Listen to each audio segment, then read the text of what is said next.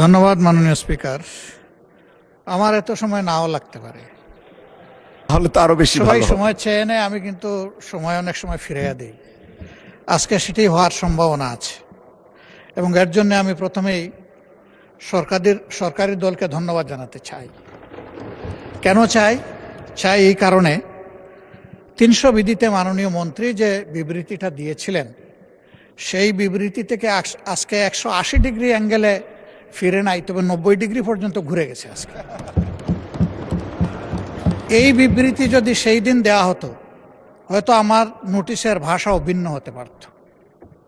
সেদিন কিন্তু এমনভাবে বিবৃতিটা আমাদের সামনে এসেছিল যে বাংলাদেশে আসলে জ্বালানির, আমি শুধু তেল বলবো না, জ্বালানির কোনো সংকট নাই, বরঞ্চ আগের চাইতে সরবরাহ বেশি, সেল বেশি। কোনোভাবে এইটাকে ম্যানিপুলেট করা হচ্ছে, এই জন্য কিছু কিছু সমস্যা হয়তো বা দৃশ্যমান হচ্ছে, এটা বাস্তবতা নয়। সেদিনকার যদি আমি বিবৃতির সেন্স বুঝে থাকি, আমার কাছে এটাই মনে হয়েছিল। ইতিমধ্যে একজন আলোচনায় বলেছেন যে একজনকে গাড়ি চাপা দিয়ে মারা হয়েছে, আরও 3 জন কৃষক কিন্তু এই 2 লিটার 4 লিটার তেল সংগ্রহ করতে এসে হিট স্ট্রোকে মারা গেছে। আমি তাদের সকলের আত্মার মাগফিরাত কামনা করি। এই দীর্ঘ সময় ধরে দিনের পর দিন, সপ্তাহের পর সপ্তাহ যে মানুষগুলা কষ্ট করেছেন, আমরা আসলে এখানে যারা বসা আছে, আমরা কিন্তু সেই কষ্টের ভাগ নিতে পারিনি। আমি দেখতে গিয়েছিলাম, দেখলাম যে দুপুরবেলা চাটাই বিছিয়ে লোকেরা গাড়ি রেখে পাশে ফুটপাতে ঘুমাচ্ছে। 2-1 জনকে একটু ডেকে উঠালাম, জিজ্ঞেস করলাম। কেউ বললেন যে আমি 14 ঘন্টা ধরে আছি, কেউ বললেন আমি 5 ঘন্টা ধরে আছি, বিভিন্ন মেয়াদে বললেন। কিন্তু আমি 5 ঘন্টার নিচে কাউকে পেলাম না। আমি যখন জিজ্ঞেস করলাম যে ঘন্টার পর ঘন্টা আপনারা অপেক্ষা করে কতটুকু পাবেন, তারা বলল যে ম্যাক্সিমাম অফ 2000 টাকা, এই পরিমাণ তেল আমরা সংগ্রহ করতে পারব, যারা গাড়ির মালিক। আর যারা বাইকার, তাদেরকে জিজ্ঞেস করলাম, একজন পেলাম, সে বলল যে আমার অয়েল পাস আছে, আমি 1000 টাকা নিতে পারবো। বাকিরা বলল যে 150 থেকে 500-র ভিতরে আমার রেঞ্জ, আমি এইটুকু পাবো। আমি জিজ্ঞেস করলাম আপনারা আগে কি পরিমাণ রুজি করতেন? বলল যে 1500 থেকে 2000 পার ডে। এখন কয় যে এখন 500-700 পারি না। এই মানুষগুলোর জন্য আমার বেশি দুঃখ লাগে। এটা কিন্তু 2-4 জন, 100-200 না, হাজার হাজার মানুষ, এর উপর তাদের জীবিকা চলে। এখন 150-500 টাকার তেল দিয়ে সে কী করবে? তার তো ওই পেশাটাই চলবে না। যদি আমাদের সংকট নাই, তাইলে অন্তত ওই গরিব, দিন আনে দিন খায় মানুষের পর্যায়েরা, এদের দিকে কি আমরা একটু সুদৃষ্টি দিতে পারবো? দেওয়া উচিত বলে আমি মনে করি। এরপরে যারা প্রফেশনাল গাড়ি চালায়, যারা ক্যাবিং করে, তারা এটার উপরে একটা রেন্ট তাদেরকে পে করতে হয়, আবার তার ফ্যামিলি চালাইতে হয়। এখন আমি যিনি ওই কাজ করি না, আমার ব্যক্তিগত কাজে ব্যবহার করি, আমার জন্য 2000, তার জন্য 2000, এরকম করলে তো ওরা বাঁচবে না। এই ইন্ডাস্ট্রিটাই তো হুমকের মুখে পড়বে। তাদের বিষয়গুলো আমাদের সিম্প্যাথেটিক্যালি দেখা উচিত। আজকে আমি ধন্যবাদ জানাই মাননীয় প্রতিমন্ত্রীকে। সেদিন তিনি আমাকে চাচা বলেছিলেন, জানি না আমার বয়স হতো কিনা। তা আমি যশোরে তাকে বুকে টেনে নিয়েছিলাম, আর তিনি যথার্থই স্মরণ রেখেছেন, যশোরের ডাব থেকে পানি বের করেই আমি ওনাকে পান করিয়েছিলাম। আমি ঢাকা থেকে নেইনি ওটা। আলহামদুলিল্লাহ, তিনি যে মনে রেখেছেন, এই জন্য তাকে ধন্যবাদ। তিনি খুবই পজিটিভ অ্যাপ্রোচে আজকে কথা বলেছেন এবং আমি মনে করি যে একটা রিয়েলিস্টিক বক্তব্য রেখেছেন। শুধু এক জায়গায় হালকা একটু সুই হাতে নিয়েছিলেন, উনি মাথায় হাত দিয়ে লজ্জা পাইছেন, আমি আর ওইটা বলতে গেলাম না। আসলে চালাক লোকেরা কি বলে, একটা কঠিন গালি দেওয়ার পরে বলে যে আমি গালি দেওয়া পছন্দ করি না। যেটা আমি পছন্দ করি না, এটা আমি করবই না। এই সংসদে আমরা প্রথম দিনই অনুরোধ করেছিলাম যে আমরা আসুন জনকল্যাণে কথা বলি, আমরা পরস্পরকে দোষারোপ কিংবা character assassination, either party or person, আমরা ওই দিকে না যাই। কিন্তু এখনো বন্ধ হয়নি। মাত্রা বোধহয় কিছু কমে এসেছে, ঠিক 8 মাত্রার ভূমিকম্প না, কিন্তু 4-5 মাত্রায় এখনো কিন্তু ভাইব্রেট করতেছে। এগুলো বন্ধ হওয়া উচিত। আমরা কনস্ট্রাকটিভ হই, সরকারি দলও কনস্ট্রাকটিভ হোক, আমরাও কনস্ট্রাকটিভ। সেইভাবে বিষয়গুলোকে আমরা রিজলভ করি এবং আমরা পারবো, কেন পারবো না? দুনিয়ার অনেক দেশই তো পারে, তো আমাদের না পারার কি আছে? আমরা এই পারার কালচারে যেতে চাই, না পারার কালচারে থাকতে চাই না। মাননীয় স্পিকার, এটা একটা ক্রাইসিস। আমরা আগেই বলেছি যে এটা আমাদের সরকারের তৈরি নয়, কিন্তু ডিমান্ড ম্যানেজমেন্টে বেশ কিছু প্রবলেম হয়েছে। এই জায়গায় যদি আমরা সবাই ওপেন হার্ট নিয়ে বসতে পারতাম, কথা বলতে পারতাম, যদি কমন প্ল্যাটফর্ম থেকে অ্যাড্রেস করতে পারতাম, মানুষ একটা আস্থার জায়গা খুঁজে পেত এবং আমরা বাস্তবধর্মী অ্যাড্রেস করতাম। আমি মনে করি আজকে যেটা প্রতিমন্ত্রী মহোদয় বলেছেন যে সঙ্গত কারণেই কিছু রেশনিং করা হয়েছে সতর্কতার জন্য, দ্যাট ইজ গুড। সেই কথাটা আমরা একসাথে বলতাম, কিন্তু প্রথম দিন তো এই বিবৃতি আসে নাই। প্রথম দিন এসেছে অন্যরকম। অলরেডি আমার কলিগ বলেছেন, আমরা পাম্পে গিয়েছি, জিজ্ঞেস করেছি যে আপনারা জ্বালানি আগের চাইতে বেশি বিক্রি করছেন। কই মোটেই না, পাই 1/3 বিক্রি করবো কেমনে বেশি, আমরা যা পাই তাই আমরা বিক্রি করি। তবে কিছু অসৎ লোক সবসময় সুযোগ নেয়। এই ধরনের পরিস্থিতি যখন আসে, ওরা সুযোগের অপেক্ষায় একদম খাপ ধরে বসে থাকে। আমি বলবো সেই লোক আমি হলে আমাকে ছাড় দেবেন না। জাতির স্বার্থে আমি হইলে আমাকে ধরুন, পাকড়াও করুন, বরঞ্চ সাধারণ মানুষের চাইতে আমাকে আরো বেশি করে এক্সপোজ করে দেন। যারা অসৎ তারা কোনো দলের হতে পারে না। এরা দলের সুযোগ নেয়, সুবিধা নেয়, কিন্তু দল যদি বিপদে পড়ে ওই সবার আগে পালাবে। এই সমস্ত সুযোগ সন্ধানীদেরকে সামান্য কোনো অ্যালাউন্স দেওয়া উচিত নয়। আমার 2 নম্বর অনুরোধ, যে এই হাউসে বসে আমরা যে কথাগুলো বলবো, এটা কিন্তু হাউসের এই প্যারাডাইমের ভিতরে থাকছে না, গোটা দুনিয়ায় চলে যাচ্ছে এটা।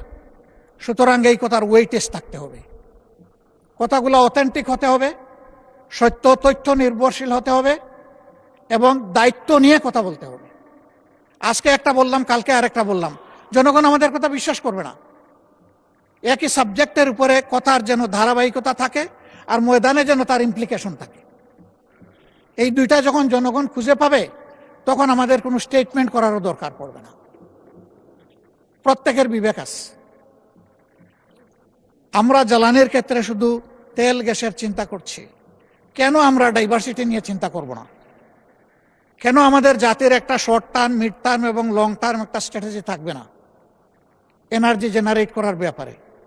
সেই বিষয়গুলো নিয়ে আমি মনে করি যে খোলামেলা আলোচনা আমাদের এখানেও হতে পারে, আবার এখান থেকে গঠিত কোনো কমিটির মাধ্যমেও হতে পারে। সেই জায়গায় আজকে সরকারি দল বিভিন্ন স্টেক হোল্ডারদের সাথে বসছেন। মাননীয় মন্ত্রীর রেফারেন্স এসেছে, তিনি 2টো করেছেন, আর একটা সেশন করবেন কামিং শনিবারে। আচ্ছা, শনিবারের মধ্যে উনি বলেন না এই যে সমস্যার সমাধান হবে, উনি বলেছেন যে একটা সেশন হবে। আমি ওনাকে একটু হেল্প করলাম, আমি তাই শুনেছি। তো হ্যাঁ, আমরা কেন জয়েন্টলি করতে পারি না? কেন আমরা যদি জয়েন্টলি করতে পারতাম, তাহলে আমাদের ডেমোক্রেসিটা সাস্টেইনেবিলিটির দিকে যাইত। মানুষ আশান্বিত হতো যে ভঙ্গুর ডেমোক্রেসি কোনো একটা জায়গা থেকে আবার রিফর্ম হওয়ার জন্য তারা লোড নিচ্ছে, তারা রিস্ক নিচ্ছে, আমরা তাদেরকে সহযোগিতা করব। তখন রাষ্ট্রের জনগণেরও অ্যাটিটিউডটা হবে পজিটিভ। আমরা ভালো হয়ে গেলে দেশ ভালো হয়ে যাবে, এটাই স্বাভাবিক। এই জায়গাটা যতদিন পর্যন্ত ভালো হতে পারবে না, ততদিন পর্যন্ত দেশও ভালো হবে না। আমি কিছু ম্যাটেরিয়ালস আজকে রেডি করে নিয়ে এসেছিলাম, কিন্তু মাননীয় প্রতিমন্ত্রী আমার ম্যাটেরিয়ালস সব কিছু ভাষায় দিচ্ছে। আমি আসলে কখনো এটা বলতে চাই না যে আমার গ্লাসের অর্ধেক খালি। আমি সব সময় বলতে চাই আমার গ্লাসের অর্ধেক ভরা আছে, কাজেই বাকিটাও আমাকে ভরতে হবে। আর যদি আমি খালি বলি, তার মানে হচ্ছে অর্ধেক যখন খালি বাকিটাও ফেলে দেয়। আমি ওই থিওরিতে বিশ্বাস করি না। আসেন আমরা পজিটিভ অ্যাটিটিউডে, সরকারি দল বিরোধী দল বড় কথা নয়, এই হাউস বড় কথা। এই হাউসকে নিয়ে মুভ করি, আমরা মনটা ওপেন করি, আর আমি অতি বিনয়ের সাথে অনুরোধ করব, বয়স যাই হোক, আমার কিন্তু সবগুলা সাদা, আমার মতো বুড়ো সাদা লোক এখানে খুব কম। তো এই দিক থেকে অনুরোধ করছি যে আসেন, ওই ঠেলা ধাক্কার রাজনীতি এখানে বাদ দিই। এই জায়গায় আমরা সিনসিয়ার টক করি, পরস্পরকে রেসপেক্ট করি। আমরা যদি মিউচুয়াল রেসপেক্টটা শো করতে পারি, পুরা হাউস রেসপেক্টেড হবে। আমরা ওই জায়গাটায় যেতে চাই। উস্কানি আমাদেরকে দেয় অনেকে, এই গরম কাণ্ড ঘটান, ওইটা ঘটান, ওইটা ঘটান, আপনারা কি বিরোধী দল হইলেন? তাই আমি বলি যে ভাই, আমার তো যোগ্যতার পুঁজি এতটুকুই, আপনার পুঁজি দিয়ে যদি একটু সাহায্য করতেন। আল্লাহ আমাকে যে মুখ দিয়েছেন, আপনার দুটি ঠোঁট, তাইলে আমার এখানে জোড়া দিয়ে দেন, আমি আপনার ভাষায় কথা বলবো। আমি তো আল্লাহর দেওয়া, আমার জিহ্বা, আমার ঠোঁটের ভাষায় আমি কথা বলবো, যেটা আল্লাহ আমাকে দিয়েছে। তা আমি সবাইকে অনুরোধ করব যে আমরা রংপুরের ঝাঁঝালো মরিচের কথা ভুলে যাই, আসুন সুন্দরবনের মদিটা একটু আমরা ঠোঁটে লাগাই। আমরা পারবো, ইনশাআল্লাহ আমরা পারবো। কেন পারবো না? শুধু একটা গুড ইন্টেনশন লাগবে আমাদের, এই জাতিকে আমরা বিল্ড আপ করবো। আমি প্রথম দিনই বলেছিলাম যে এই চেয়ারে বসা লোকগুলো এখন ওই চেয়ারে, আবার দুই দিকের চেয়ারে বসা অনেকে এখানে নাই। আমরা কোথায় থাকবো জানি না, আমাদের জেনারেশন থাকবে, আমাদের প্রিয় দেশ থাকবে। আসুন না একটা ভালো প্ল্যাটফর্ম দিয়ে যাই। এখনো মরতে পারি, এই জায়গায় পড়ে যেতে পারি। 19 জুলাই 2024 তো পড়ে গেছিলাম, 24 না 25-এ। সেই পোড়া থেকে অনেকে উঠে আসে না।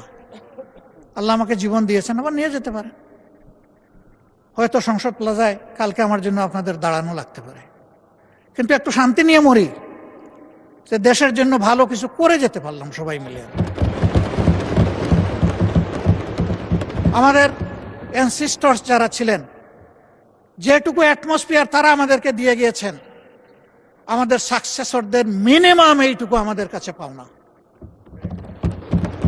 কিন্তু আমাদের সমাজ ওই জায়গায় নেই।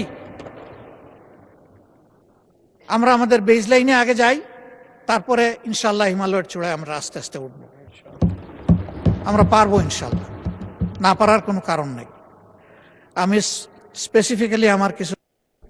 জি, মাননীয় নেতা, আপনার বক্তব্য কন্টিনিউ করেন, সময় আরো বাড়িয়ে দেন 3 মিনিট দয়া করে। Thank you so much. আমি সরি, সময়ের দিকে খেয়াল করতে পারি না, এই জন্য আপনার কাছে মাপ চাচ্ছি। আমরা এই বিষয়টাকে টোটালি অ্যাড্রেস করার জন্য এবং একটা টোটাল সলিউশনের জন্য যদি সরকারি দল ফিল করেন যে আমরা একটা কমন কমিটি করব, আমরা সাড়া দেব ইনশাআল্লাহ। আমাদের কিছু প্রপোজাল আছে, আমরা আপনাদের হাতেই তুলে দেব, কারণ এক্সিকিউশন হবে আপনাদের মাধ্যমে। আমরা শুধু পরামর্শ দিয়ে সহযোগিতা করতে পারব, বাস্তবায়নটা করতে হবে সরকারকেই। ওখান থেকে সরকার যেটুকু মনে করে নিবে, যেটা মনে করবে যে এটা প্রযোজ্য না, ফেলে দিবে, অসুবিধা নেই। সেই ওপেন হার্ট নিয়ে আমরা বসতে চাই। এরকম কোনো শর্ত নেই যে যা পরামর্শ দিব তাই মানতে হবে। যদি পরামর্শ এইরকমই হয়ে যায়, এটার পরামর্শ থাকে না, এটা ডিকটেশন হয়ে যায়। আমরা ওই ডিকটেশনও পছন্দ করব না। কিন্তু আমাদের কোনো সিনসিয়ার সাবমিশন এটা যেন ডিজোন না হয়, এইটুকু আমরা প্রত্যাশা করব, for the sake of the country and nation. সবাইকে অনেক ধন্যবাদ আমাকে বাড়তি সময় দেওয়ার জন্য। একটু ফেরত দিয়ে বিদায় নিলাম। আসসালামু আলাইকুম রহমতুল্লাহ। জি, ওয়ালাইকুম আসসালাম। ধন্যবাদ মাননীয় বিরোধী দলীয় নেতা।